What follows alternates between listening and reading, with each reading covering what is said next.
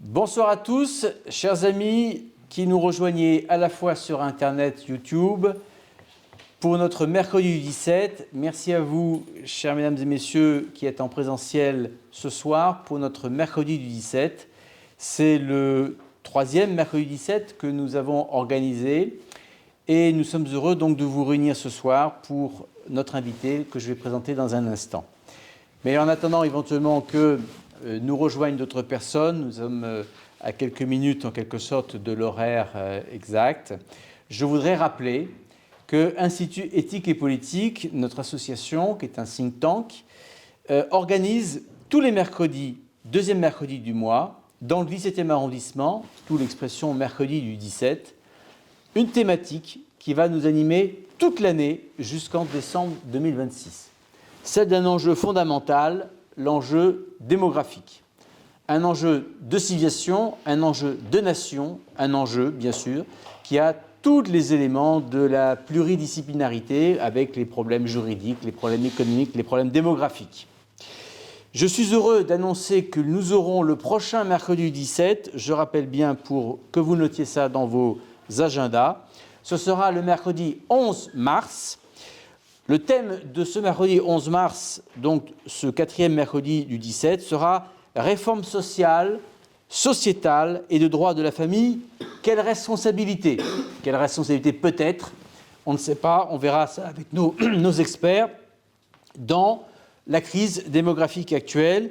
Et je rappelle que nous inviterons Clotilde Brunetti-Pons, qui est professeure de droit civil d'université, et Dominique Marcillassi, qui est magistrate, qui a été l'expérience en tout cas de juge de la famille, juge des enfants, et qui a été aussi dans un passé antérieur présidente de Famille de France. Voilà, le moment est venu bien sûr maintenant de passer à notre soirée de ce mercredi 17 et la joie, l'honneur que nous avons d'inviter de recevoir. Voilà, Jean-Didier Lecaillon. Alors, Jean-Didier Lecaillon, vous êtes bien sûr docteur en sciences économiques, mais surtout vous êtes connu de vos étudiants d'abord, comme étant professeur d'économie à l'université Paris-Assas, où vous avez exercé encore il y a peu de temps, mais vous y donnez peut-être encore des cours et des formations. Et surtout, vous êtes spécialiste de la question, c'est rare chez les économistes, de la famille. On va en parler justement, car vous avez très nombreux, bien sûr, livres écrits en matière d'économie. Ça, je rappellerai bien sûr que vous êtes l'auteur d'économie politique contemporaine aux éditions de Box Supérieur, et vous en êtes à votre 6e édition. La 7e, bien sûr, c'est normal, sera préparée par le professeur d'économie que vous êtes pour mettre toujours à jour ce manuel lu par les étudiants. Mais sur le sujet de la famille, eh bien, je voudrais présenter ce soir le livre pour lequel nous vous recevons. Voilà, La famille au cœur de l'économie. Ça vient juste de sortir, c'est aux éditions Salvator et c'est de ce livre ce soir dont nous parlerons. Et pour nos amis qui sont en présentiel, vous nous offrirez bien sûr peut-être une dédicace pour ceux qui le souhaitent de ce livre. Mais ce n'est pas le seul livre que vous avez commis sur la famille. Alors j'ai retrouvé dans ma bibliothèque personnelle, monsieur le professeur, un livre un peu plus ancien, certes, ça ne m'a pas rajeuni, La famille, source de prospérité, je montre à l'écran également. C'était un livre que vous avez écrit en 1996 ou 1995. Voilà. Donc déjà, vous avez la suite dans les idées, mais plus encore. Et vous voulez montrer que je ne convainc personne, finalement. Ah, écoutez, en tout cas, je montre en tout cas que vous êtes notre expert sur ce sujet et que ça, c'est incontestable. Vous avez surtout écrit en 1977, je crois, un premier livre qui s'intitule « L'économie de la sous-population ». Voilà, encore une fois, livre très intéressant qui était paru au PUF, édition presse universitaire de France. Et ce livre était, en 1917, absolument prémonitoire. Donc, ce soir, nous n'invitons pas un professeur d'économie, nous invitons un devin.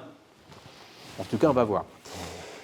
Ça me donne l'introduction, justement, de la première question qu'on veut vous poser ce soir. Après, bien sûr qu'à la fois les internautes pourront poser des questions. Alors, n'hésitez pas à commencer peut-être sur le chat à mettre vos questions, qu'on puisse les recueillir. Et notre modérateur les lira en fin de conférence. Et bien sûr, les personnes en présentiel pourront poser tout à l'heure des questions. Mais tout récemment, l'INSEE a publié des chiffres que vous nous rappellerez rapidement. On peut dire, d'une certaine manière, catastrophiques, alarmistes, Vous nous direz justement si ce catastrophisme ou de ces chiffres, ou le côté alarmant de ce chiffre, vous étonne, vous, l'auteur de ce livre, L'économie de la sous-population, qui, dès 1977, repérait cette problématique, alors que nous étions dans les années 70. Alors peut-être ça ne dit rien aux jeunes générations, mais il y avait ce qu'on appelle le Club de Rome, qui avait fondé, alors c'était déjà presque les ancêtres de nos écologistes actuels, je ne sais pas s'il faut dire cela ainsi, mais en tous les cas, vous nous expliquerez mieux ce qu'était le Club de Rome, qui, quelque part, pronostiquait le choix volontariste d'une baisse de la population, comme étant peut-être un gage de prospérité pour le reste de la planète. Est-ce que la relation entre ce livre et puis les résultats, l'annonce de l'INSEE, qu'est-ce que ça vous inspire les deux ? Eh bien, d'abord, merci de me donner cette occasion d'essayer de convaincre à nouveau, avec persévérance. Merci de ce rappel qui, évidemment, me vieillit quelque peu, mais c'est vrai que cette question m'a conduit à me replonger un petit peu vers le passé, en espérant être, non pas un devin, mais à aider les responsables qui agissent à assurer l'avenir. Vous m'avez demandé si les chiffres m'avaient surpris. Je pense que ces chiffres n'ont surpris aucune personne qui suit les choses régulièrement. Ça fait des décennies qu'on annonce un petit peu la situation. Le thème des retraites, qui n'est pas celui de ce soir, mais qui est lié, a un peu réveillé, parce que quand on touche les gens au portefeuille, ils commencent à se dire « Ah ben oui, si on ne fait plus d'enfants, il y aura un problème », et ils ont raison de le dire. Et quant aux statistiques que vous évoquiez, c'est vrai que c'est la première fois depuis la fin de la Seconde Guerre mondiale que le solde naturel, c'est-à-dire la balance entre les décès, les cercueils et les naissances, les berceaux, est négatif. Donc ça c'est la première fois. Depuis longtemps, depuis le milieu des années 70, la France n'assure plus son remplacement. Alors, je ne vais pas rentrer dans la technique, mais ça peut paraître surprenant de dire le solde est positif et le remplacement n'est pas assuré. Mais en fait, c'est bien le cas, car l'indicateur qui permet de le mesurer ne se contente pas, fort heureusement d'ailleurs, de faire la balance entre cercueil et berceau, mais c'est on regarde aussi en fait une femme, mais au monde une fille qui deviendra à son tour elle-même mère et qui, donnant lieu donne naissance à une fille, etc., etc. Donc c'est ça le remplacement. Donc le remplacement n'est plus assuré depuis le milieu des années 70 et l'année dernière, donc effectivement, ça c'est plus nouveau, ça marque les esprits, peut-être heureusement, parce que en 1977, puisqu'on part de là, qui est-ce qui est dominant, vous l'avez dit, c'est le néo-malthusianisme. Alors, le livre. Le néo-malthusianisme, c'est quoi? Alors, vous parlez du Club de Rome, effectivement, c'était un club international qui réunissait en quelque sorte un certain nombre de savants ou d'autres personnes qui développaient à cette époque ce que j'appelle le mythe de la surpopulation.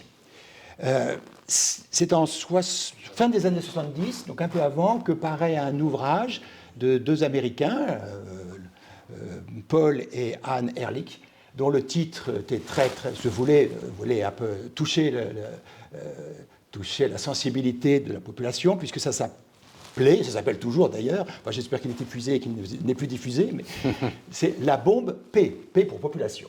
Donc en fait, la thèse de ce club et de la thèse dominante à la fin, donc, enfin, dans les décennies de 70, c'était il faut limiter les naissances pour assurer le développement économique.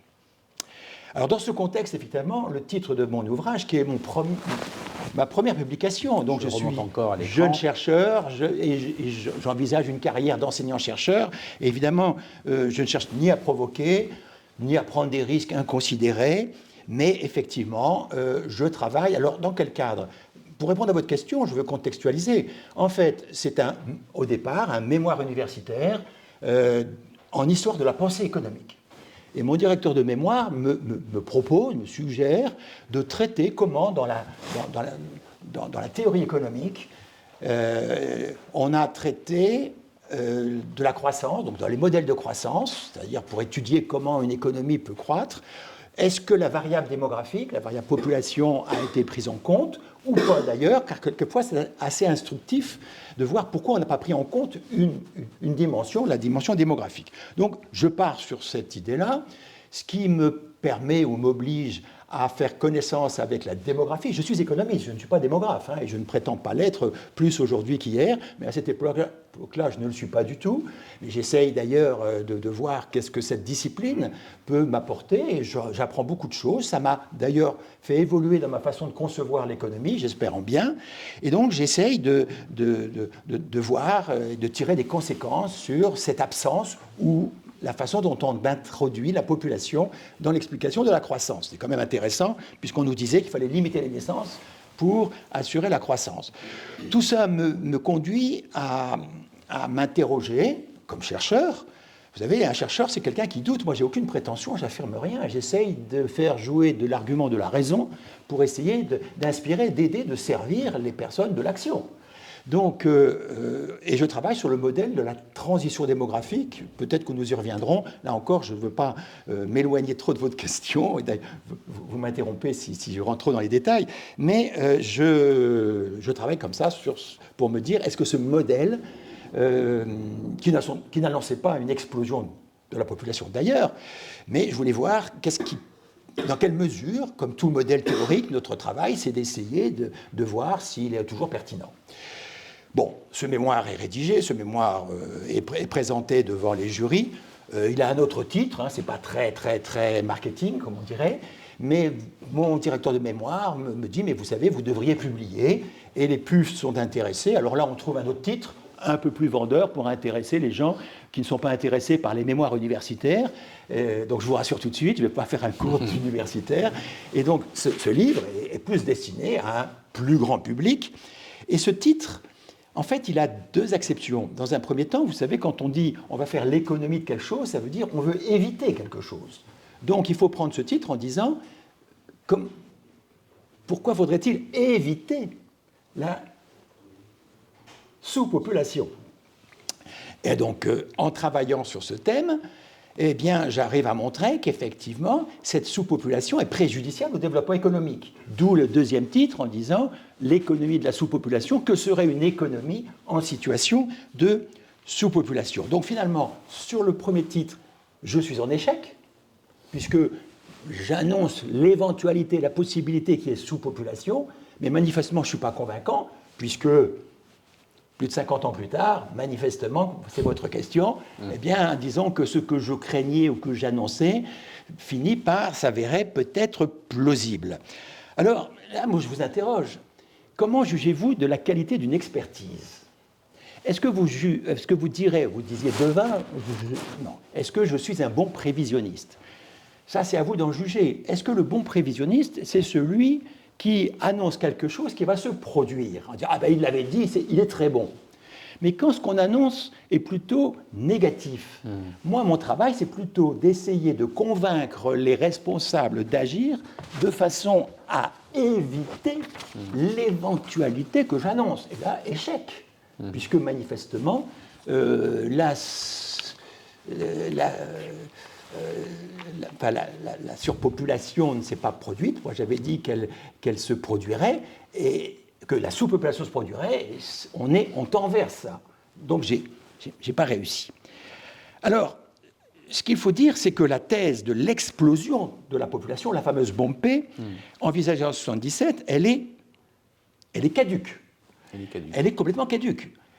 Aujourd'hui, est-ce qu'elle a peu des éléments un peu de véracité à son départ? Non, plus du tout. Jamais. Elle est complètement caduque. Par les experts, les démographes parlent. L'exemple africain qui est donné de manière récurrente pour expliquer cette bombe P. Ça, il va falloir que je revienne sur le fameux modèle de la transition démographique, parce que là, maintenant, je m'interroge sur la validité, mais ce modèle qui est retenu aujourd'hui, non pas de façon consensuelle, mais de façon dominante, en particulier par les experts des Nations Unies qui font ces fameuses projections, et leurs projections sont fondées sur ce modèle qui annonce, regardez, toutes les projections à des échéances plus ou moins lointaines nous disent que la population mondiale tend vers la stagnation et non pas l'explosion.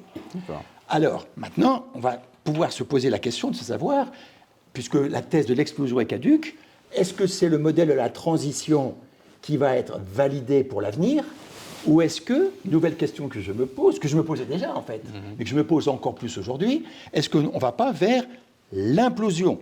Donc, et là, l'arbitrage, c'est est-ce que c'est une transition ou une révolution. Alors la transition, c'est quoi? Est-ce que je peux développer un peu la transition? Mais écoutez, je vous en prie, au contraire. Alors, la transition, donc, c'est un modèle qui a été établi à partir de l'observation des faits, à partir de la situation dans le monde occidental. Le monde occidental a connu une première révolution, à savoir, on a vaincu, entre guillemets, on a vaincu la mort. C'est-à-dire la mortalité, alors je ne donne pas de date parce que ça dépend des pays, ça s'est produit plutôt en France que dans les autres pays européens, mais dans le monde occidental, alors que depuis des siècles, ce qui était élément moteur, c'était la mortalité, et la fécondité s'adaptait s'il y avait des épidémies, s'il y avait des guerres, s'il y avait beaucoup de morts, alors la fécondité ajustait, mais c'était la mortalité qui était l'effet moteur. La mortalité était très élevée, des taux de l'ordre de 40 pour 1000. Alors ça ne veut peut-être rien dire, mais aujourd'hui, les taux de mortalité dans nos pays développés sont plutôt de l'ordre de 10 pour 1000. Donc 40 pour 1000, c'est beaucoup. Et une fécondité tout aussi importante. Mais beaucoup de morts et beaucoup de naissances, ça fait un accroissement très faible. Donc un équilibre démographique. Équilibre démographique qualifié de haut. Pourquoi haut? Parce qu'au prix d'une mortalité élevée et d'une natalité tout aussi élevée. Et alors, quand on a vu, c'était tout à fait nouveau, les philosophes, les politiques, les économistes, tout le monde s'est posé la question, mais qu'est-ce qui se passe? On a tout d'un coup une croissance de la population importante, ce qu'on n'avait jamais connu. Pourquoi? Parce qu'on a vaincu la mort. Bonne nouvelle, grâce au progrès économique. Médicaux, etc. Et le progrès économique, l'état sanitaire, on a vaincu la mort. Et alors, dans ce modèle, on dit, mais la fécondité qui s'était toujours adaptée va s'adapter avec retard. Et pendant cette période de transition, d'où le terme de modèle, la population a beaucoup augmenté. Elle a augmenté très rapidement, une exponentielle, diraient les spécialistes, très rapidement, mais ça s'explique par ce décalage temporaire entre fécondité qui s'ajuste à la baisse mais avec retard et mortalité qui est basse. Et les tenants de ce modèle nous disent, mais la fécondité va à son tour s'adapter et on arrivera, plus ou moins rapidement, à un nouvel équilibre démographique, équilibre naissance-décès, dit bas, au prix d'une faible mortalité et d'une faible fécondité. D'où le terme transition, ça veut dire qu'on passe d'un équilibre à un autre équilibre. Donc, tout ça, là, c'est la thèse qui est lancée, et après, il faut vérifier, dans le monde occidental, les statistiques donnent raison, montrent qu'effectivement, ça se passe un peu comme ça, et puis comme on prétend que ce soit un modèle, qui dit modèle, dit est-ce que c'est généralisable à l'ensemble de la planète? Et tout au long du XXe siècle, eh bien, les chercheurs ont essayé de vérifier qu'en Afrique, vous parliez de l'Afrique, en Orient, etc., est-ce que ce modèle se suivait? Donc on est sur la transition démographique. Mais ma question se pose, c'est de savoir, est-ce que lorsque la fécondité a rejoint la mortalité, qu'est-ce qui se passe? Parce que autant la mortalité inévitablement va cesser de baisser, sauf si vous croyez à l'immortalité humaine, donc vous savez que la mortalité finira par ne plus baisser. Tandis que la fécondité, elle peut très bien continuer à baisser. Or, qu'est-ce qu'on constate dans les pays occidentaux qui sont les premiers à avoir fait leur transition démographique? C'est que la fécondité a continué à baisser. À ce moment-là, mais là nous sommes dans les années 60-70 du siècle dernier, de nombreuses théories, en particulier économiques, mais pas que, excusez-moi, je suis économiste, donc moi je me focalise sur l'économie, il y a déjà pas mal de choses à faire, et on a plein de théories économiques de la fécondité qui essayent de se poser la question, mais qu'est-ce qui explique la fécondité? Est-ce qu'elle va se redresser pour assurer le fameux équilibre? Ou est-ce qu'elle va continuer à baisser? Alors il y avait des optimistes et des pessimistes.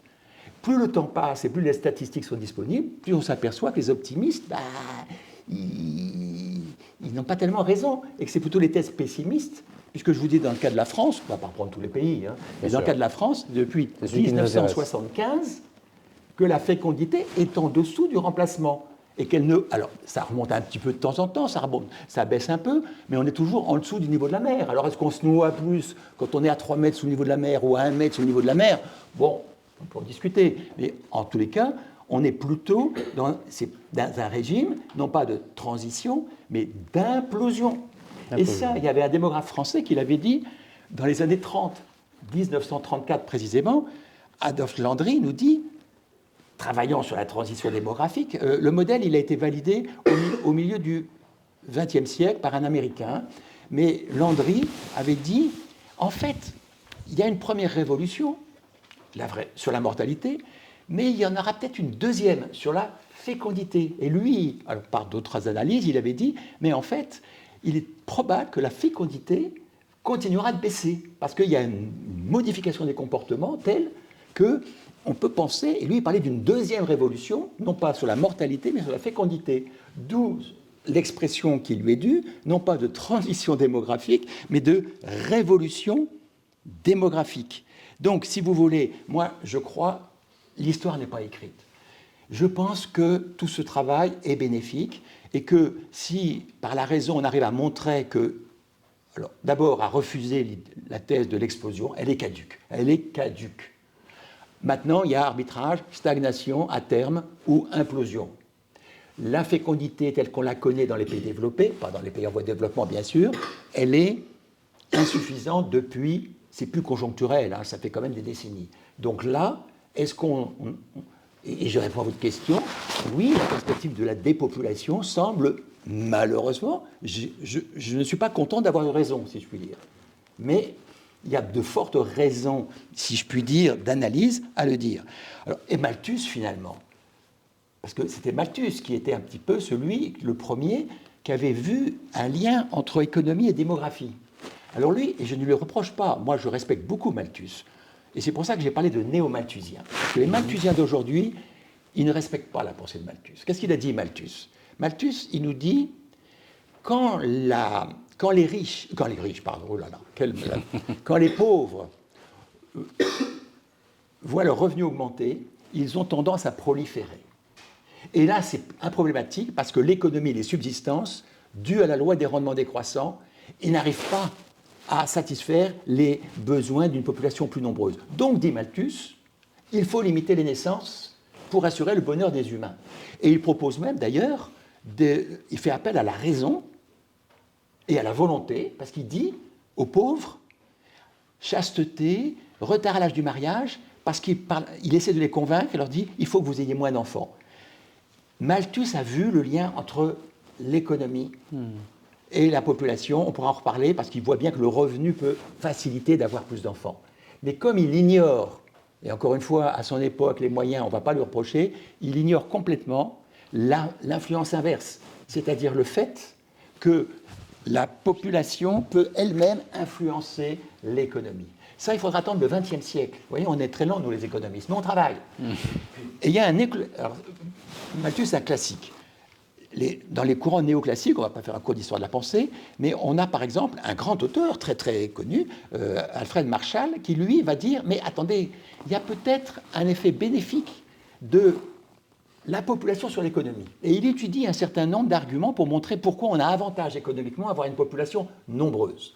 Bon, c'est intéressant, mais on est encore dans la première moitié du XXe siècle. Et il faut attendre la seconde moitié du XXe siècle, où là émergent toutes ces fameuses théories que j'évoquais implicitement tout à l'heure, économiques, qui vont effectivement montrer que la croissance économique, ce qui m'intéressait au départ, elle est particulièrement expliquée par ce que nous appelons dans notre jargon le capital humain. Alors, le capital humain, c'est quoi? Ce n'est pas le capital physique. Ça, le capital physique, depuis très longtemps, c'est un facteur de croissance. C'est l'investissement en machines, en outils. Le capital humain, c'est l'investissement en hommes, éduqués, formés. Or ça, la théorie économique la plus récente nous montre que les arguments les plus intéressants pour assurer la croissance économique, c'est le capital humain, parce qu'il est facteur de rendement croissant. Malthus ne pouvait pas le dire, mais les malthusiens d'aujourd'hui, je vous demande de les appeler des néo-malthusiens, parce qu'il faudrait qu'ils fassent un peu d'économie et qu'ils apprennent que le capital humain, c'est ce qui va nous permettre d'assurer le développement. Alors, vous me faites la transition avec votre livre. Donc, vous aimez beaucoup les titres provocateurs, ou alors c'est peut-être votre éditeur, ou vos éditeurs en tous les cas. Mais c'est vrai qu'effectivement, votre dernier livre, La famille au cœur de l'économie, pose en elle-même quelque part un paradoxe, une provocation, ou alors au contraire l'idée que vous voulez changer de paradigme, puisque quelque part, famille se marie mal avec économie, ou sont souvent opposés l'un à l'autre. Et vous parliez du capital humain, c'est peut-être le lien qui n'est pas fait toujours entre les deux. Alors expliquez-nous ce titre d'abord. Alors, est-ce que j'ai droit Donc Un joker. À 2 réponses, mon général, mais à 3. Même 2 jokers si vous C'est voulez. même pas 3 réponses qu'il faut faire. C'est les trois termes que vous avez utilisés, à condition de les nuancer, conviennent parfaitement. Alors, paradoxe. Ah oui, complètement. C'est un paradoxe. Les économistes, dont je suis, ne parlent pas de famille. Ils ne connaissent pas ce terme. Incroyable. Ils parlent de ménage. D'accord, expliquez-nous la différence. Ah ben oui. Alors, l'idée que vous vous faites probablement, je ne vous connais pas, mais ceux qui sont en visio, l'idée qu'ils sont de la famille fait partie des ménages, mais c'est 60% des ménages. 60% c'est-à-dire 25% de couples avec des enfants, 25% de couples sans enfants, et 10% d'un adulte, homme ou femme, souvent une femme, avec un ou plusieurs enfants. Et ça fait 25 plus 25 plus 10, on est bien à 60. Le reste des 40% des ménages, ce sont des colocataires ou des célibataires sans enfants. D'accord ? Donc quand on parle, si on veut parler de la famille, il faut prendre les ménages familiaux, c'est 60% de l'ensemble des ménages. Qu'est-ce qu'il faut retenir de pourquoi cette définition ? Parce que les économistes dont je suis, et c'est ce que j'enseigne à mes étudiants, après on peut faire des commentaires dans ces enseignements, mais moi je leur apprends la comptabilité nationale en particulier, et en fait on distingue différents groupes qui ont une fonction principale. Qui est-ce qui produit ? Vous allez tous me dire, et vous avez raison, les entreprises, qu'on appelle les sociétés, quasi-sociétés non financières. Pas de problème. Et que font les ménages ? Les ménages, ils consomment. C'est leur fonction principale. Et ils ne font que consommer, ce qui est vrai. Mais, et c'est là, à mon avis, le paradoxe, c'est qu'on ignore donc méthodologiquement, implicitement, volontairement, enfin, on ignore... Idéologiquement peut-être aussi. La production qui se passe, qu'on appelle la production domestique, c'est-à-dire la production faite au sein du ménage, comme si les familles ne produisaient aucune richesse. Et ça, en tant qu'économiste, ça me semble une grave lacune. Et c'était un petit peu le sens de ce titre, se dire, en fait, la famille, est, comme l'économie d'ailleurs, est au cœur de toutes les réflexions. Parce que si on veut décrire une société sans être, là encore, enfin c'est un peu schématique, mais je pense que j'espère être clair, vous avez plusieurs façons d'expliquer les comportements. Vous avez un ordre que j'appelle l'ordre politique. L'ordre politique, c'est celui qui relève de la discipline. La politique, il faut respecter la loi. Vous avez l'ordre économique, qu'on appelle l'ordre économique, que je préfère appeler l'ordre marchand. C'est-à-dire où les échanges se font sur un marché. Et c'est très bien le marché, vous savez, ça permet les échanges. Et donc ça, c'est quelles les qualités dont il faut faire preuve pour s'introduire et réussir dans ce monde. C'est la confiance pour passer des contrats. Et puis vous avez un troisième ordre qu'on appelle l'ordre communautaire. Tout le monde va me dire, mais la famille fait partie de cet ordre-là, et ce n'est pas faux. C'est de l'ordre du don. Du don, c'est-à-dire de l'amour. Et c'est bénévolat. Sauf que, en tant que membre d'une famille et en tant qu'individu, nous appartenons à l'ordre politique, nous sommes citoyens. Nous appartenons à l'ordre économique, nous consommons, nous travaillons dans l'entreprise, etc. Et nous appartenons à une famille. Donc en fait, si on veut bien comprendre la famille et l'économie, c'est pour ça que j'ai récusé le titre d'ordre économique pour préférer l'ordre marchand, l'État fait de l'économie, les familles font de l'économie, les entreprises font de l'économie, bien sûr, et la famille est au cœur de l'économie, qui est au cœur de l'ensemble de la société. C'est la base de la société. D'ailleurs, c'est ce qu'on dit, la famille est la cellule de base de la société. Ça veut dire quelque chose ou pas, ça, cette phrase ? Pour moi, elle veut dire beaucoup. Alors donc, paradoxe, parce qu'on ignore, les économistes ignorent la production domestique, alors que moi, je considère qu'elle est essentielle. Alors vous allez me dire, c'est de la provocation. Alors, provocation. Malthus a provoqué. Quand il dit les pauvres ont tendance à avoir trop d'enfants au grand banquet de la nature, il n'y a pas de place pour eux, il dit aux pauvres, abstenez-vous d'avoir des enfants, vous n'êtes pas assez riches, donc voilà. Donc il provoque. Et il provoque tellement qu'il choque.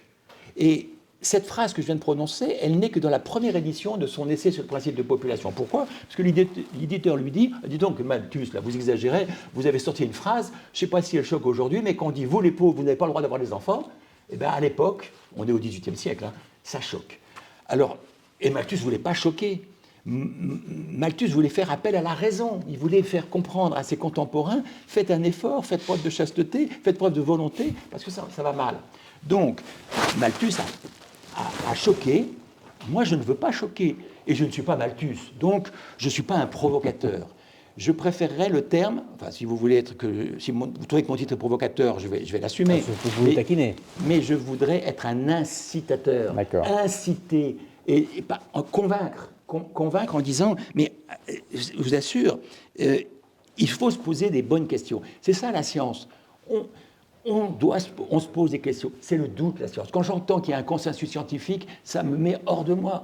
Le scientifique, par définition, il doute et il remet en question en permanence. Sinon, on ne progresse pas. Alors maintenant, est-ce que c'est la naissance d'un nouveau paradigme?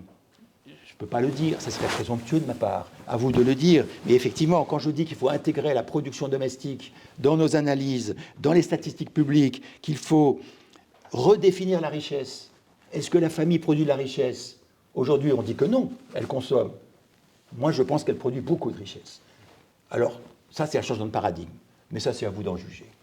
Merci de cette réponse très franche. Dans votre livre, à plusieurs endroits, vous opposez ou vous expliquez qu'il faut savoir opposer politique familiale et politique sociale. Alors, aujourd'hui, ce n'est pas vraiment ce que l'on entend dire. Est-ce que pour vous c'est une césure qui est importante? Quand est-ce qu'elle a été opérée? Et est-ce qu'il faudrait retrouver le dédoublement, j'allais dire, de ces deux politiques publiques? Oui, je crois que c'est important. D'abord, c'est important, d'une manière générale, de définir quel est l'objectif de la politique qu'on veut mener. Vous remarquerez qu'il y a beaucoup de politiques dont on ne définit pas les objectifs. Comment voulez-vous atteindre un objectif? C'est déjà difficile quand on connaît son objectif, mais si en plus on ne le définit pas, or, la politique a plein d'objectifs. Et en matière de fiscalité, il y a plein d'objectifs. Est-ce que l'impôt, c'est pour financer les biens publics? Est-ce que c'est pour inciter, en réduisant les impôts, pour inciter des comportements, ou au contraire, en ajoutant des taxes pour dissuader? Est-ce que c'est la solidarité? Bref, il y a plein d'objectifs. Donc, et il y a plein de confusions. Quel est l'objectif de la politique familiale? Je pense que la famille ne peut pas, ou ne peut que très partiellement, là encore, soyons nuancés, être l'objet d'une politique sociale. Et nous allons le voir si on s'interroge sur quel est le critère d'efficacité de la politique.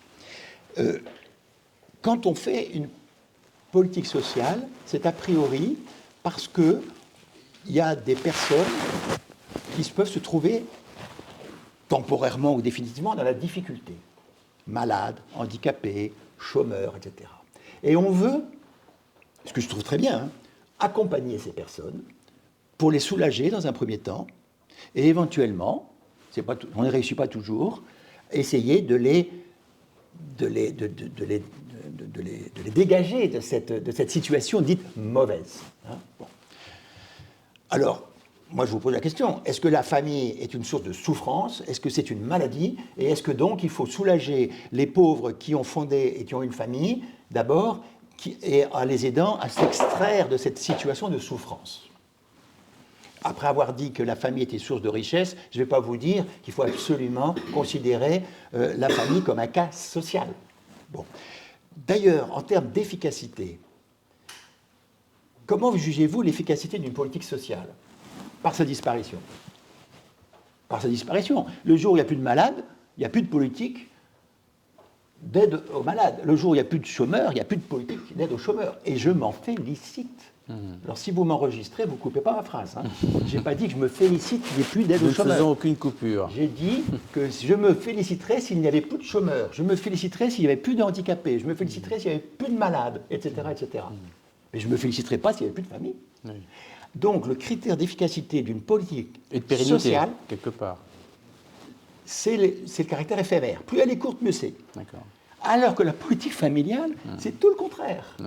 Non seulement elle est durable, mais étant donné l'investissement que ça représente, l'éducation, elle doit être durable, vous venez de le dire, et elle doit être stable, parce qu'il faut créer la confiance. Il ne suffit pas d'avoir des enfants, il faut les éduquer. Et donc, si vous n'avez pas pas une certitude, mais une assurance que ça va durer un certain temps, ben, vous hésitez beaucoup. Donc, bien sûr que la politique sociale concerne la politique familiale, il y a une partie, parce qu'il se trouve que dans les catégories de la population les plus pauvres, il y a beaucoup de familles. Donc, en cela, parentale, etc. Exactement. Qu'on les aide en tant que famille en difficulté, je pense que c'est bénéfique. Mais c'est bien plus que cela. Et là, si vous voulez, je vais l'expliquer très concrètement et très techniquement. Quand vous voulez réduire les inégalités, là encore, il y a des confusions. Il y a deux façons complémentaires. Je ne dis pas, je ne choisis pas l'une contre l'autre. Il y a deux façons de réduire les inégalités. Et la façon de la politique sociale n'est pas la même que celle de la politique familiale. La première façon, c'est celle de dire, je regarde les choses de façon horizontale. Je m'assure d'une égalité, si je puis dire... Non, pardon, je vais commencer par le vertical, ça sera j'espère, plus clair. C'est-à-dire, je vais comparer des pauvres et des riches. C'est pour ça que je prends l'exemple d'une échelle. Il y a des gens qui sont au bas de l'échelle, il y a des gens qui sont au sommet de l'échelle. Et la politique sociale, ou une certaine politique de réduction des inégalités, va consister à dire comment je vais faire en menant des politiques de répartition, de transfert par l'impôt, par exemple, je vais réduire les inégalités. C'est-à-dire je vais aider des pauvres et je vais peut-être demander aux plus riches, par solidarité, de contribuer à cette aide. Ça, c'est la politique sociale ou une certaine politique fiscale pour écraser la hiérarchie.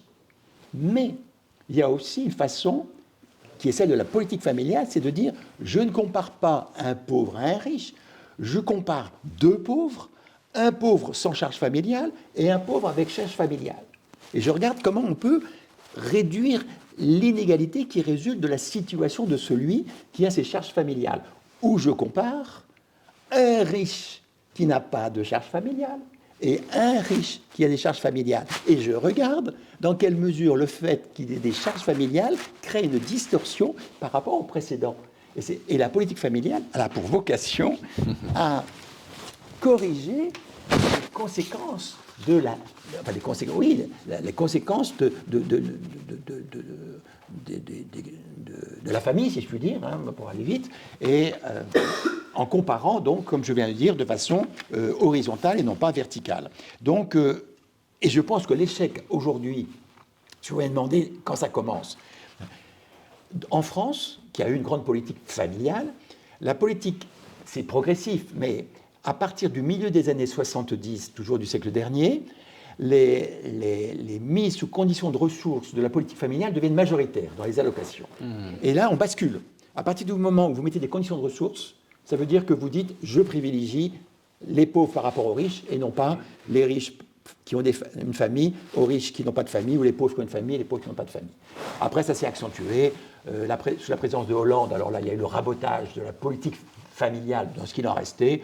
Il subsiste des choses, mais on est aujourd'hui... Alors on dit que la politique familiale ne marche pas. Évidemment, elle n'est pas familiale, elle est sociale. D'accord. Et je dirais, mais là je ne vais pas développer, mais c'est le même raisonnement, je considère que la politique familiale ne doit pas se résumer ou se réduire à une politique nataliste. C'est ce qu'on voit dans tous les pays européens qui mènent des politiques d'encouragement de la natalité. Après ce que je vous ai dit à la première question, je ne vais pas vous dire que je suis contre, mais il ne s'agit pas d'encourager les gens à avoir des enfants et après débrouillez-vous. Puisque l'économiste que je suis dit, une fois qu'ils sont nés, il reste à les former. Et les former, c'est 20 ans. On est toujours sur la durabilité, effectivement, d'une politique familiale. Bon, c'est assez cohérent, quand même. Voilà, alors votre titre de livre, que je remonte encore, me donne peut-être une inspiration. On va passer à quelques propositions concrètes. Vous êtes nommé demain par le président de la République ou la présidente de la République, je ne sais pas, ministre de la Famille et de l'Économie. Dans l'intitulé ministériel, il y a les deux. Alors, monsieur le ministre, quelles sont au moins vos 2 ou 3 propositions phares que vous proposez de relancer pour à la fois, non pas tant la natalité, que la durabilité de la famille? Alors, je ne vais pas me défausser, mais vous ne m'avez pas... Je me suis mal exprimé, j'allais dire vous m'avez mal écouté, pas du tout. Je vous dis, moi, enfin, je suis un scientifique, toujours avec modestie, mais mes pères m'ont ainsi considéré. Et moi, si j'ai une autorité, c'est de scientifique. J'ai aucune action politique, engagement politique, et donc je ne vais pas donner de leçons aux politiques. Mon travail s'arrête, si je puis dire, à l'argument de raison, en essayant de convaincre et j'en ai rencontré quand même pas mal des hommes politiques, hein, mais je ne prétends pas me substituer à eux pour faire, si je puis dire, un programme. Ce n'est pas de ma compétence. Ma compétence, c'est de dire, voilà ce qui nous menace en mal, voilà ce qu'on peut espérer en bien, voilà pourquoi il faudrait y arriver, et de façon suffisamment convaincante pour que les hommes politiques se disent, et moi je leur passe le témoin, ah ben oui, le professeur, il a raison, il faudrait revenir à une politique familiale et on va s'y atteler. Alors qu'est-ce que vous leur préconiseriez donc, évidemment, d'abord je leur expliquerai ce que j'ai fait dans le passé, quand j'étais consulté, et c'est une des raisons d'ailleurs, c'est l'origine de ce livre. Je dois dire que ce livre, je dois remercier, puisqu'il y a un de mes contributeurs est présent ici et qu'il ne faut pas en la personne de M. Maréchal, parce que j'ai bénéficié de la part d'universitaires, de mes collègues, et d'hommes d'entreprise. D'ailleurs, la préface d'un grand chef d'entreprise m'honore, puisque ça montre que les universitaires ne sont pas forcément complètement décalés. Monsieur Maréchal, ici présent, est également un homme d'entreprise et non pas un universitaire. C'est une préface de Xavier Fontanet, je le précise. Donc, si vous voulez, vous voyez qu'on n'est quand même pas, j'espère, trop dans notre tour et qu'on a bien un contact avec des entreprises, des chefs d'entreprise ou des hommes politiques. Et les hommes politiques que je rencontrais, je ne leur fais pas de procès d'intention, me disaient, monsieur le professeur, on est convaincu, il faut une politique familiale. Qu'est-ce qu'on pourrait faire? Alors je leur expliquais ce qu'on pourrait faire, et je vais vous dire ce qu'on va faire, ce qu'il faudrait faire. Pas très vite, non, ils m'écoutaient avec intérêt, je crois. Puis ils me disaient, ah, vous avez raison. Ah, mais on ne peut pas. Mais pourquoi on ne peut pas? Je ne vous ai pas convaincu. Non, mais on ne peut pas parce que ça coûte trop cher. Et aujourd'hui, je pense que ma crédibilité d'économiste m'autorise à dire qu'on est quand même dans une situation budgétaire qui n'était pas terrible. Et donc, effectivement, si j'apparais comme volontariste sur la dépense, quoi qu'il en coûte, ça ne me paraîtrait pas très sérieux. Donc, les hommes politiques me disaient, monsieur, on est d'accord, mais ça coûte cher. Et moi, de leur répondre, ma première réponse est de dire, mais attendez, ça coûte pas cher, ça coûte très cher. Sauf que l'économie, c'est pas faire des économies, c'est pas ça l'économie. C'est investir. L'économie, c'est d'investir, c'est dépenser beaucoup si ça rapporte davantage, plutôt que dépenser un peu si ça rapporte rien. Donc, arrêtez de me dire que ça coûte cher, essayez de voir combien ça rapporte. Faites un investissement. Alors, comme tout investissement, c'est un pari, c'est un risque, et là, c'est un pari sur long terme. Donc, effectivement, les hommes politiques vont vous dire, vous êtes bien gentil, mais moi, je vais dépenser, et puis, ça me rapportera quand? Moi, je ne serai plus élu. Donc, bon. Alors, c'est pour ça, d'ailleurs, je refusais d'être ministre, d'abord parce qu'on ne me le proposera pas, deuxièmement, parce que moi, je ne suis pas un politique, je suis un scientifique, donc je ne sais pas faire la politique. Troisièmement, la seule hypothèse qui me conduirait à accepter, c'est si on crée un ministère de la famille, et non pas un ministère des affaires sociales. Déjà, c'est une première proposition. Eh bien, écoutez, alors là, dans mon livre, je dis à la fin, ou dans notre livre, je dis à la fin, il est temps de nommer alors je n'ai pas le bon titre, mais un ministre directement rattaché au Premier ministre, qui aurait comme feuille de route, d'une part, de s'assurer que toutes les lois de tous les ministères, parce que la famille concerne tout le monde, toute politique est familiale finalement. Donc de veiller à ce que l'aspect famille soit bien pris en compte, et puis surtout d'assurer l'investissement qu'est la politique familiale. Donc il faudrait, c'est quand même curieux que le ministre qui s'occupe de la famille aujourd'hui, et ça c'est valable depuis des décennies, ça vise tous les partis, c'est le ministre des Affaires sociales.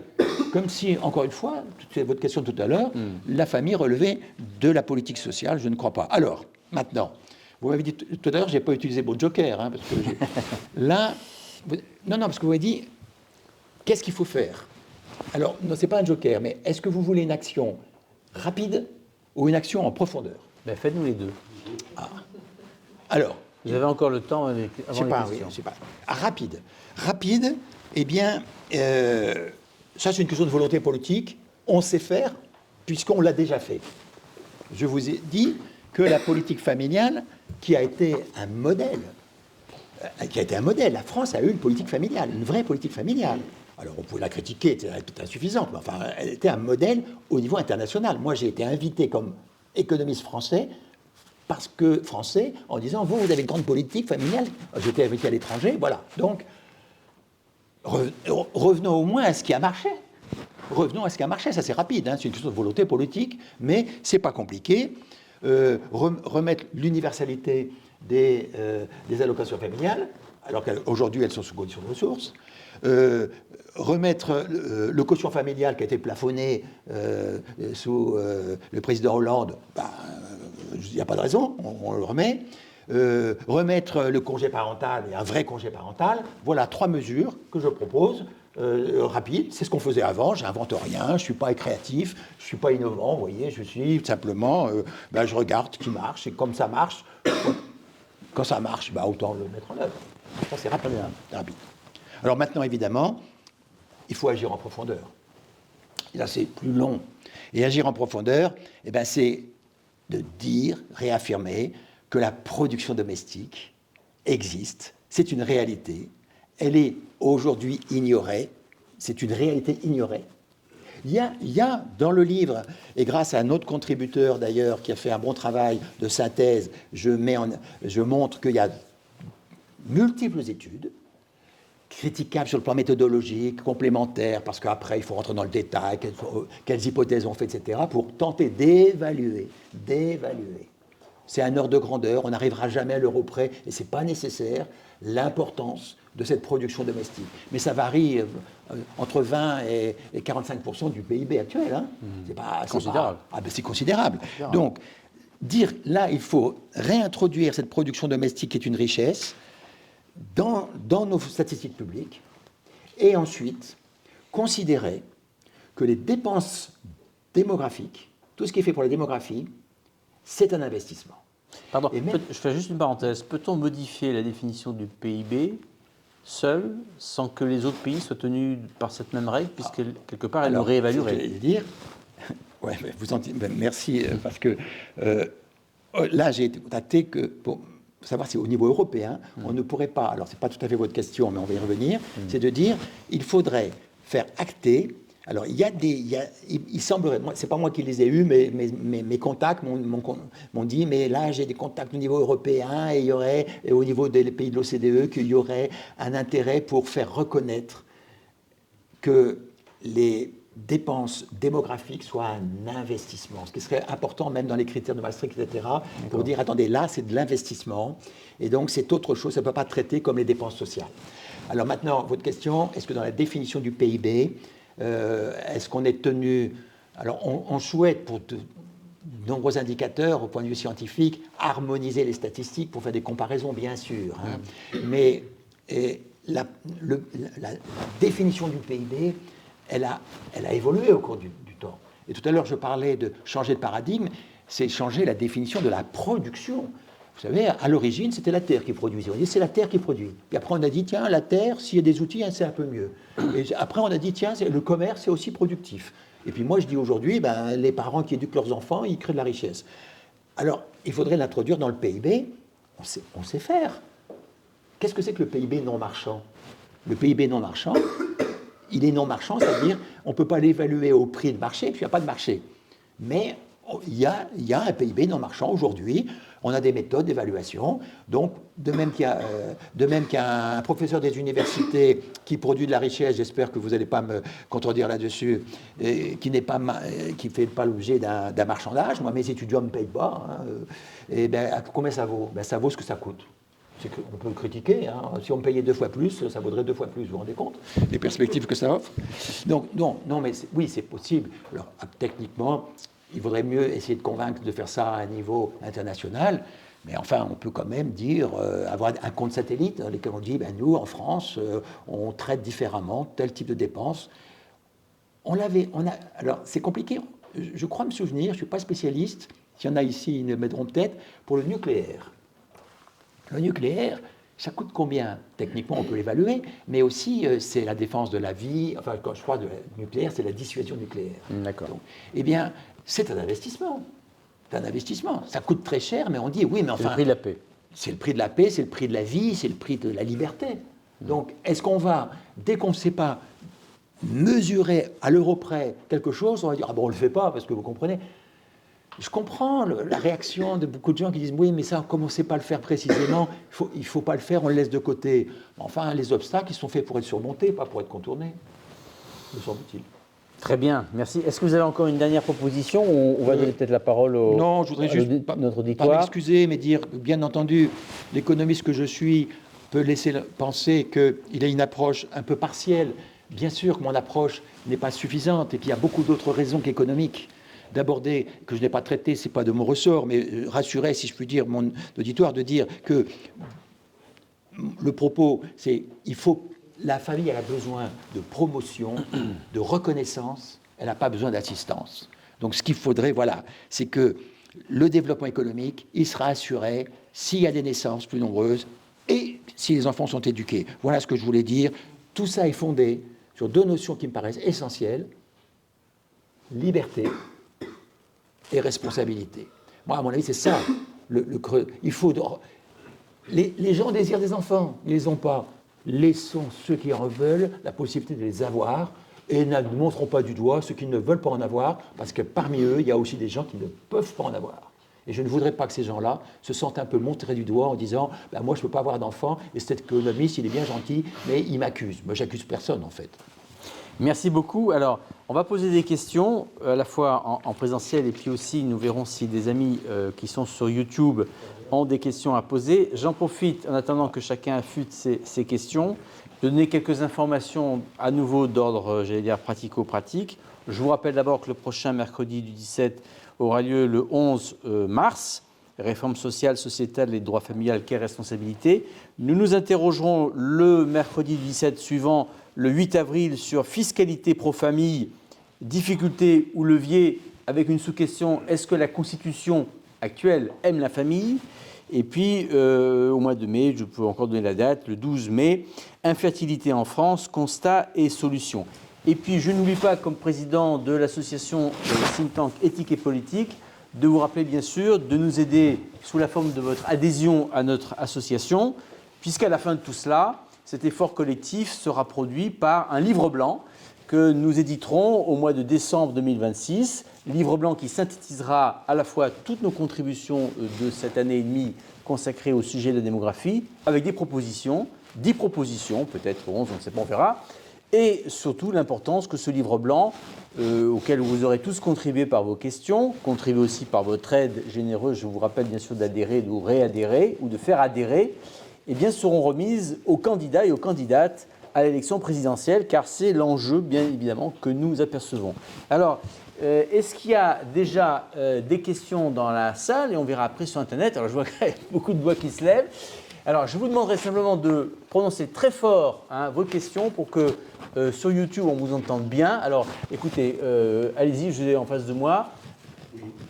Première question, on va peut-être en prendre 3, comme ça vous les noterez. Et après, nous passerons à Internet pour donner un peu de chance aussi aux youtubeurs d'être poser des questions. Monsieur, en prononçant votre prénom, juste votre prénom. Antoine. Antoine. Vous avez déjà un peu répondu, mais concrètement, comment une famille moyenne produit de la richesse, avec des exemples plus concrets, disons. Très bien, merci Antoine. Je vais vous prendre le cas du Bénin. Alors, votre prénom? François Martin. François Martin. Le cas du Bénin. Au Bénin, dans le nord du Bénin, qui est la partie sahélienne, les femmes ont 8-10 enfants par femme. À Cotonou, elles ont 2 enfants par femme. Donc ça veut dire d'une part que Malthus se trompe quand il dit que c'est une question de richesse ou de pauvreté, c'est une question d'environnement économico-social qui fait que les gens ont intérêt à avoir beaucoup d'enfants pour cultiver, ou qu'ils n'ont pas intérêt quand ils sont dans une zone citadine, parce que si vous avez très peu d'enfants à Cotonou et que vous avez un fils qui devient gardien de la paix, il fait vivre toute la famille. Donc il y a véritablement une différence d'intérêt entre le nord et le sud. La deuxième remarque, c'est que les femmes sont parfaitement capables de réguler elles-mêmes leur fécondité quand c'est leur intérêt d'en avoir peu. Et le troisième, c'est que la limite de 2 enfants par femme, c'est une limite que, en fait, personne ne connaît sauf les politiques, parce qu'une femme à Cotonou s'en fout complètement. Si elle est dans un environnement où elle a intérêt d'avoir peu d'enfants, elle préfère en avoir qu'un seul ou d'en avoir 2, et en éduquer un bien pour qu'il ait un poste important. Donc, Je pense que Malthus s'est trompé un peu dans ce sens-là. Et la question que je voulais poser au professeur, c'est, dans ces conditions, comment faire pour faire effectivement une politique? Parce que si on veut plus d'enfants par femme, c'est pas l'intérêt forcément des gens d'en avoir, mais c'est la politique familiale qui doit être menée. Comment, dans un environnement comme ça, comment faire en sorte que les gens n'aient pas le nombre d'enfants qu'ils ont intérêt à avoir, en fait, d'une certaine mesure. Voilà. Très bien. Et monsieur, dernière question. Bon, on reviendra après. Hein. Christophe, Oui. je suis persuadé effectivement que l'incitation est la clé. Il faut inciter les familles à avoir des enfants et il faut inciter aussi les États à inciter les familles. Donc c'est vraiment de l'incitation à plusieurs niveaux. Et je serais intéressé d'avoir votre point de vue sur, il me semble-t-il, Eurostat, il y a quelques années, avait demandé à l'État français d'intégrer dans son PIB la valeur marchande des échanges en matière de drogue et de prostitution, ce qui est fait dans certains pays, notamment d'Europe du Nord. Et je pense que ça serait intéressant d'étudier comment, d'un point de vue peut-être lobbying, ça a été fait, que ça s'est sans doute pas produit simplement, parce qu'on pourrait s'en inspirer de manière à pouvoir changer, nous aussi, et introduire la famille et les productions non marchandes de la famille dans le PIB. Il faut se servir des exemples qui ont fonctionné. Donc, je ne sais pas si vous avez cette notion-là, mais ça serait intéressant de voir étudier ce terme.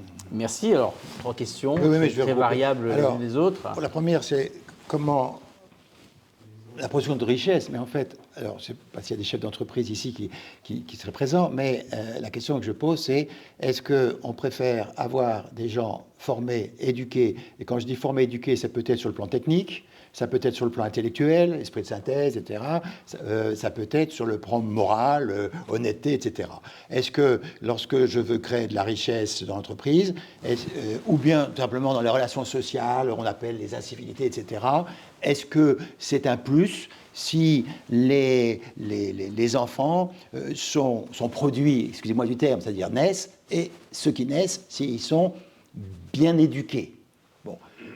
C'est ça la production de richesse, c'est le fait que je préfère, moi chef d'entreprise, pouvoir embaucher des gens qui sont déjà bien éduqués plutôt que des gens qui ne savent rien faire, auquel cas je devrais, moi, finalement, les former, et ça me coûte beaucoup d'argent. Donc cette économie, c'est une économie parce que d'autres ont assuré cette formation. Donc c'est ça, ce qu'on appelle la production domestique, c'est plus que cela. La production domestique, c'est tout ce qui est réalisé au sein du ménage, donc, pour son autoconsommation, pour sa satisfaction personnelle. Si je vais dans telle grande surface pour me nourrir, j'achète, je paye l'agriculteur qui a produit. Si je vais au fond de mon jardin où j'ai un potager, je paye personne, je me nourris, je suis satisfait, j'assure mon bien-être. Cette richesse, elle n'est pas mesurée parce que vous ne la payez pas, mais c'est une richesse. C'est ça la production domestique. Donc si les enfants sont bien soignés, c'est mieux que s'ils sont tout le temps malades. S'ils fuient des études, c'est mieux que s'ils n'en suivent pas. Et donc c'est ça qu'il faut évaluer. Donc il y a différentes méthodes qui essayent de voir en fonction du temps passé, de ce qu'ils obtiennent au cours de leur vie de formation. C'est pour ça que je parlais d'un investissement de 20 ans. C'est ça la production domestique. Alors, sur la situation au Bénin, je ne la connais pas évidemment. Si vous dites que Malthus avait raison, je ne vais pas effectivement vous contredire. Ce que vous dites très... Vous n'avez pas raison. Oui, mais on est d'accord. L'exemple béninois. Oui, mais ce qui est l'apport le complément que vous apportez, dont je vous remercie, c'est de montrer, et j'en suis convaincu, que effectivement les couples, ils savent raisonner, ils savent très bien ce qui est. Et ce que vous n'avez pas dit, mais c'est implicite dans votre réponse, c'est que pourquoi il y a beaucoup d'enfants dans ces pays en voie de développement? Il y a plusieurs raisons, celle que vous avez évoquée, je vais en ajouter une. C'est assurer mes vieux jours. Quand vous n'avez pas un système de retraite comme on a un, qu'est-ce qui se passe? Moi, si je mets au monde des enfants, c'est parce que quand je serai vieux et que je ne pourrai plus produire par mes propres soins, je serai bien content d'avoir mes enfants qui assureront ma consommation. Alors, c'est ça la retraite, en fait, par définition. Alors, on l'a organisé, on pourrait y revenir, mais on l'a organisé en disant, s'il n'y a pas de génération suivante, et ça, c'est pas récent, Alfred Sauvy, bien avant moi, avait dit, on assure son avenir en investissant dans la jeunesse. Donc, pourquoi dans les pays en voie de développement la natalité baisse? Parce qu'ils se disent, j'ai pas besoin, la mortalité infantile se réduisant. Si avant, il fallait que j'ai 8 enfants pour qu'il y en ait 2 qui soient vivants quand moi je serais très vieux. Maintenant, il n'y a plus besoin d'en avoir 8, donc ça baisse. Donc, ça prouve que il faut et là, je vais en venir à la troisième question. Il ne s'agit pas encore d'inciter. Pour l'instant, les couples veulent des enfants plus qu'ils n'en ont. Déjà. Donc, avant de dire il faudrait inciter pour avoir l'air de dire vous ne voulez pas d'enfants, mais si, allez, pour la nation, pour rendre service, etc. Non. Les gens, liberté, responsabilité, il faut les éclairer. Et le problème qui est lié à vos deux questions, c'est de dire c'est pas de l'assistance, c'est de la justice et de l'efficacité. Il ne s'agit pas de dire. En fait, la difficulté, voilà comment je vais le tourner. L'enfant est le résultat d'une relation intime dans laquelle l'économiste ne veut pas rentrer. Mais il se trouve, les couples n'ont pas des enfants pour faire plaisir à la société. Il ne s'agit pas que l'État leur dise vous rendriez service si vous aviez des enfants. Ils veulent des enfants. Ils les ont pour eux, et c'est l'essentiel. Mais il se trouve qu'en agissant ainsi, par raison, en disant moi je veux des enfants parce que je les aime et parce que je veux en avoir, je rends service à la société, ce qu'on appelle en économie une externalité positive. C'est-à-dire, je fais quelque chose avec un but, et en faisant cela, il y a aussi ce résultat. Donc, par efficacité, par justice, il faut dire à ces gens-là, vous ne l'avez pas fait pour ça, mais nous, on en tire un bénéfice. Nous, société, on en tire un bénéfice. Donc, ça serait juste de dire qu'on va valoriser ce choix que vous faites. Pourquoi, aujourd'hui, on valorise plus le travail à l'extérieur que le travail à l'intérieur de la famille? Moi, je ne suis pas pour qu'on valorise plus l'un ou l'autre. Je veux l'égalité. Si vous choisissez de ne pas avoir d'enfants et de travailler dans une entreprise à l'extérieur, respect, menez votre carrière et vous avez une juste rémunération que vous avez méritée, vous êtes rémunéré. Si vous faites le choix, qui n'est pas définitif, qui peut être pendant quelques années, de suspendre votre carrière pour pouvoir vous consacrer à cette formation pour vos enfants, vous le faites pour eux, mais que ça, c'est bénéfique pour la société, je trouverais juste et efficace qu'on reconnaisse cette contribution sous une forme ou sous une autre. Voilà ce que je dis. Alors, le jour où les gens ne voudront plus d'enfants et qu'il faudra les inciter, comme vous dites, je ne dis pas qu'il faudra baisser les bras, mais là, ça me gênera plus, vous voyez. Pour l'instant, moi, ce qui m'intéresse, et vous avez parlé d'Eurostat, pardon, alors je ne connaissais pas ces travaux là-dessus, mais Eurostat, on avait des enquêtes très intéressantes qui, comme par hasard, n'ont plus lieu. Moi, je me suis renseigné sur le Conseil de l'Europe. Vous avez les statistiques d'Eurostat sur le désir d'enfant. Tant qu'elles étaient publiées, on voyait bien que les couples, c'est encore, en France, on le sait, en France, c'est 2,3 enfants que les couples désirent avoir. Ils en ont 1,5. Excusez-moi de couper les enfants en rondelles, mais 0,8 enfants, c'est pas négligeable, vous savez. Et ça suffirait. Trop long, hein. Très bien. Alors, je n'oublie pas votre question, monsieur. On va voir, est-ce que sur Internet, nous avons des youtubeurs qui posent des questions? Il ne faudrait pas les oublier, chers amis. Une question de Christine. Alors, parlez bien fort. Je me demande si, à l'heure actuelle, donner un contenu élevé et pérenne aux familles qui font les enfants, n'est-ce pas mettre le doigt dans l'engrenage du revenu universel? Alors, Christine. Alors d'abord, merci Christine d'avoir posé la merci à question. Christine de bien parler de revenu parental et non pas de salaire. Parce que, alors je sais que ce thème, même parmi les partisans de la politique familiale, je sais que ce thème est toujours un petit peu sensible. Alors moi, je préfère le terme de revenu, et dans le livre, c'est d'ailleurs celui que nous retenons, que j'avais, je l'ai appris dans le livre, mais en citant un rapport auquel j'ai contribué dans une mission du gouvernement sur la politique familiale. J'ai réuni plusieurs experts. Il n'y avait qu'un économiste, mais il y avait un démographe, il y avait un sociologue, il y avait un juriste, il y avait un philosophe, etc. Et dans ce rapport, nous avions dit qu'il faudrait, parmi les grandes mesures, Une qui soit plutôt de type social, c'est-à-dire d'aider les familles en difficulté, donc c'est ce que j'ai évoqué tout à l'heure. Une autre qui était un petit peu à l'image du remboursement des frais professionnels, c'est-à-dire d'aider les familles qui ont des coûts. Et une troisième mesure, c'est la question qu'on appelait, nous, revenu parental, qui était la reconnaissance de cette création de richesse qui mérite, d'un point de vue économique, après tout, toute création de richesse mérite une contrepartie. Alors, est-ce que c'est un doigt dans l'engrenage? Si on dit salaire, c'est un doigt dans l'engrenage de dire les familles, les parents vont être, quand on est salarié, c'est qu'on dépend d'une autorité qui serait là l'État. Je ne suis pas pour l'étatisation des familles. Si mes propos ont pu vous faire croire cela, pas du tout. Moi, je suis pour la justice, la responsabilité. Je veux qu'on reconnaisse aux gens les conséquences de ce qu'ils font, et donc dire vous avez créé de la richesse, vous avez droit à un revenu, c'est pas un revenu universel, c'est fondé sur les études dont nous disposons, qui dit que, alors je sais pas, je peux en citer une, et j'en ai plusieurs. Savez-vous que les dépenses consacrées à l'éducation d'un enfant, c'est évalué dans l'enquête que j'ai sous les yeux à 9 000 € par an et par enfant. Si vous considérez une vingtaine d'années d'éducation, ça fait par enfant 180 000 €.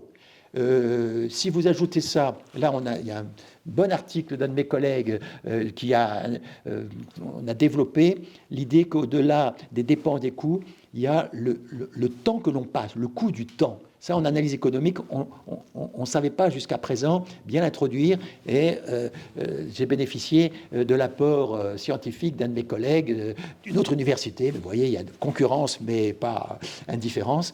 Et donc, si on introduit le coût du temps, et tout à l'heure, je pensais que sur la comptabilité, vous évoquiez aussi ce qui est maintenant même les associations qui font de bénévolat. Vous savez, maintenant, quand on fait une déclaration comptable, on doit dire il y a tant d'heures de bénévoles. Alors, vous allez dire, comment vous évaluer le temps d'un bénévole?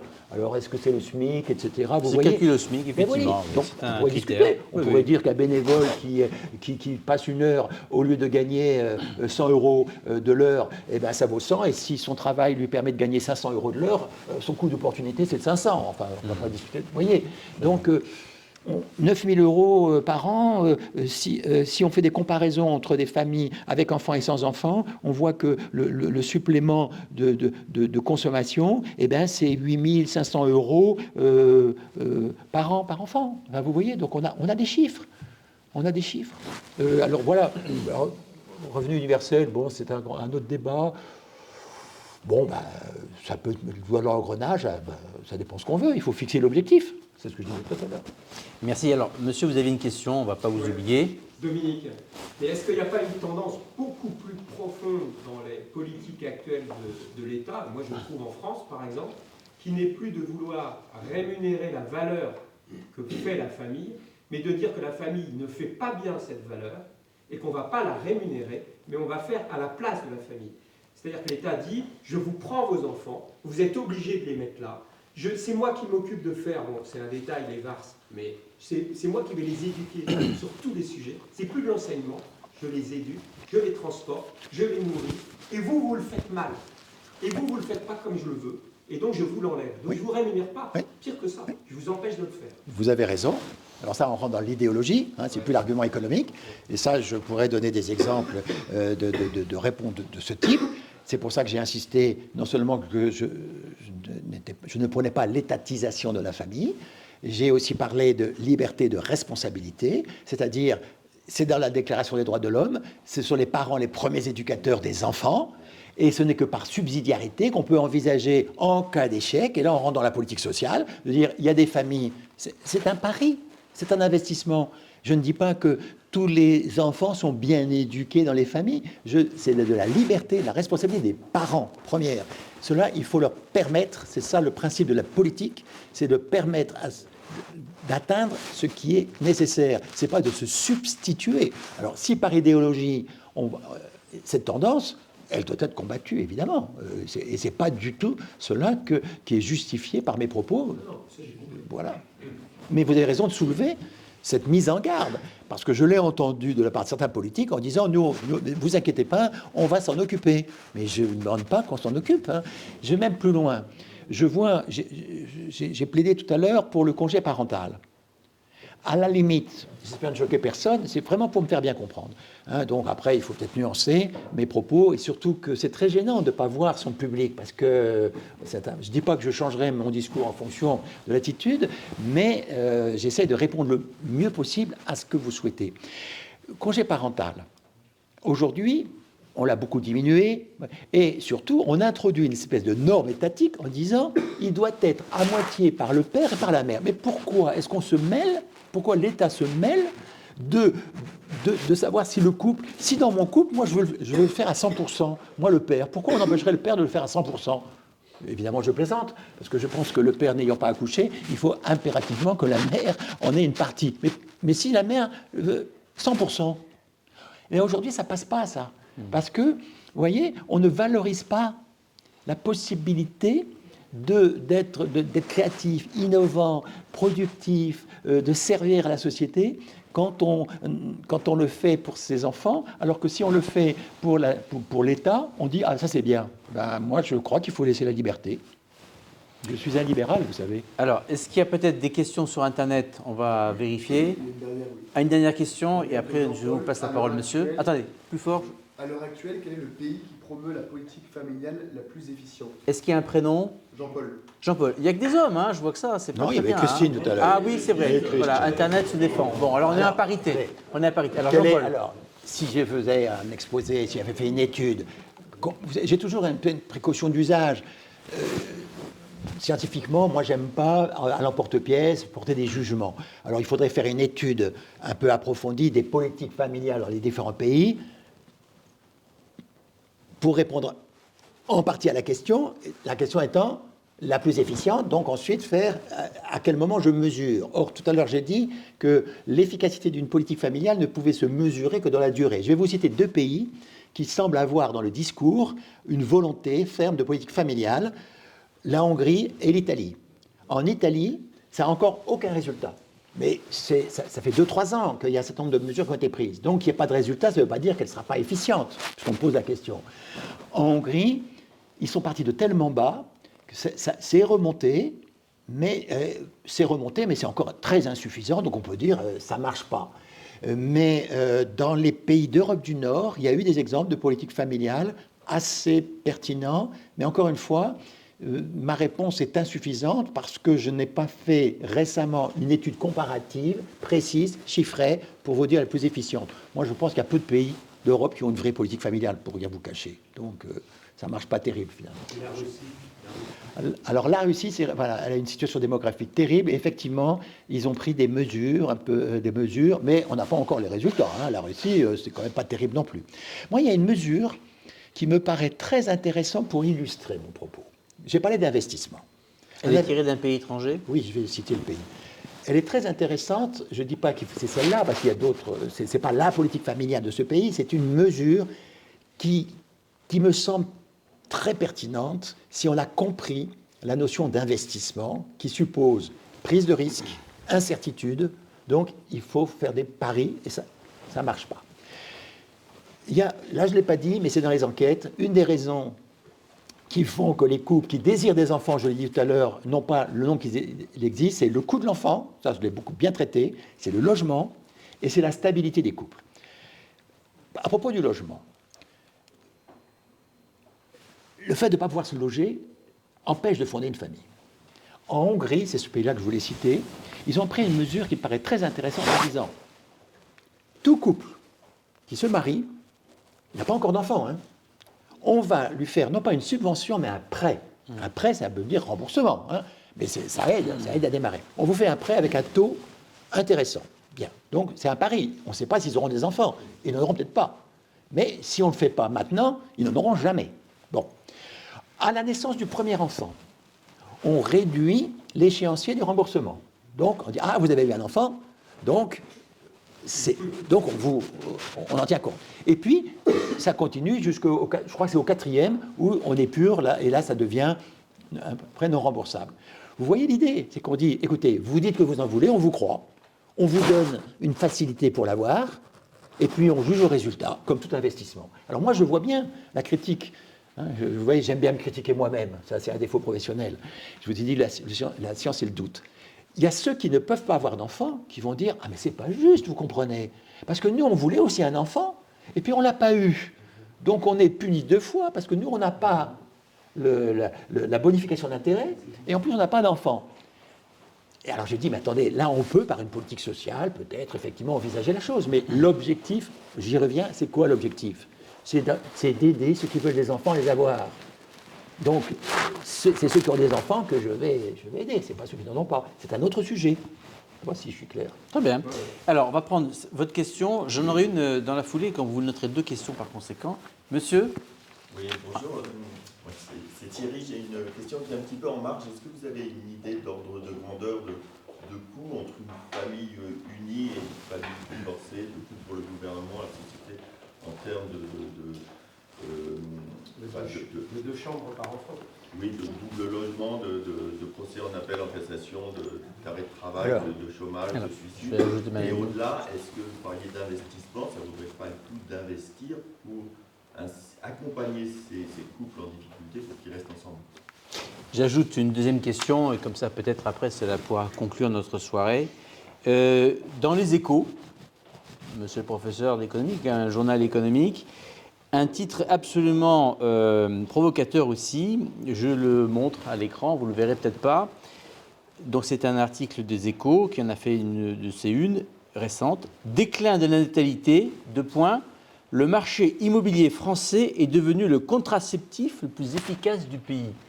Alors, le logement, le marché immobilier, c'est aussi un marché, monsieur le professeur. Vous n'en avez pas parlé, donc les 2 questions. Alors, là, dans le livre, toutes tes beaux questions, il y a des réponses dans le livre. Hein.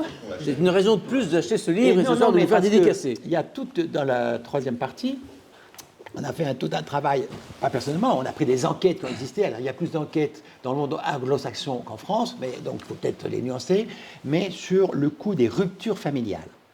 Alors, je ne réponds pas directement à votre question, mais elle est essentielle. Et je vais vous dire, surtout, puisque vous avez posé une question précise, est-ce que vous êtes pour? Et je vais vous dire ce que j'en pense. C'est que, effectivement, d'après tous les travaux dont on dispose, à plus fondé sur le fait quelles sont les conséquences des ruptures familiales pour les enfants. Alors, pour le couple, c'est toujours un coût, hein, un coût financier, puis un coût qu'on ne peut pas mesurer complètement, mais je pense que oui. Mais pour la société, certainement, et pour les enfants surtout. Alors, ça dépend de l'âge des enfants au moment de la rupture, il faudrait nuancer là aussi. Mais les enquêtes dont on dispose montrent que les perspectives en termes d'emploi, en termes de revenus, etc., sont effectivement moins bonnes pour les enfants dans cette situation familiale. Alors, attention, quand j'ai dit ça, immédiatement, et les études le disent aussi, ça ne veut pas dire que dans les familles très bien unies, il n'y a jamais d'échec, y compris en termes de revenus et d'emploi, et ça ne veut pas dire que tout enfant qui souffre d'une rupture est condamné, bien entendu.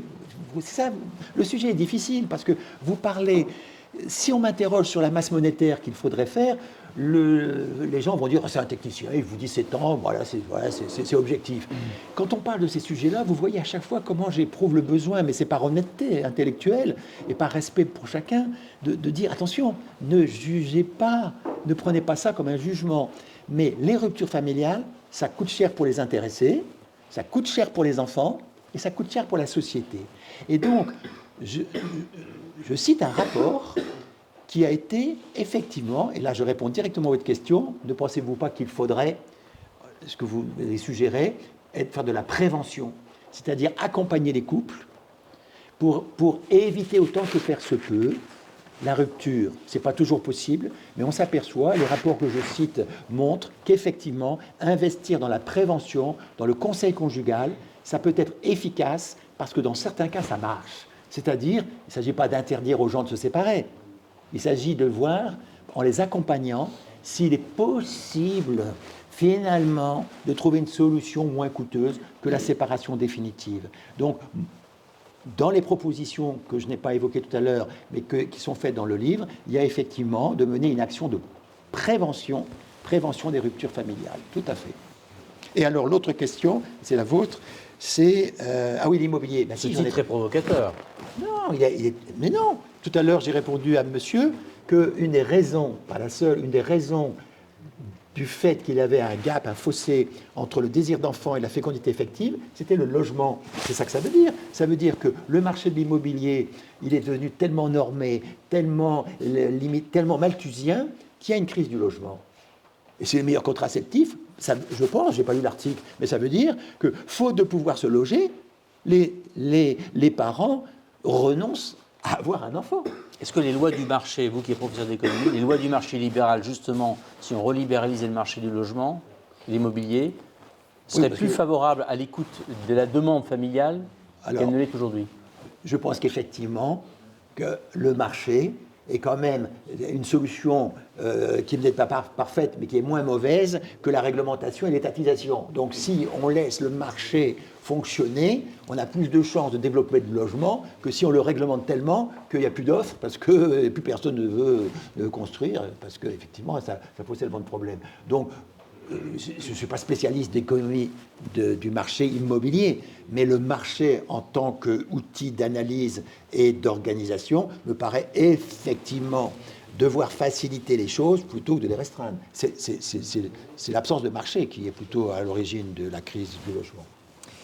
Donc, merci. Je me tourne alors, vers mon écoutez, je prends une dernière question, car quand même, effectivement, c'est important qu'une dame pose une question. Bonsoir, Francine. Francine. Merci à vous. Est-ce que, sur la base de la connaissance du nombre d'avortements, vous savez s'il y a eu un chiffrage du coût des mesures d'aide éventuelles à mettre en place pour accompagner les femmes, pour leur permettre d'éviter l'avortement? Je ne sais pas. S'il y a eu un chiffrage, je ne sais pas, sur toutes les politiques, d'autant plus que, faut savoir que toute mesure, toute incitation à éviter l'avortement, je me demande si ça ne rentrerait pas maintenant dans la législation comme une espèce d'entrave, non? Alors, mais je ne suis pas juriste. Mais l'étude pourrait exister quand même, mais pas en France.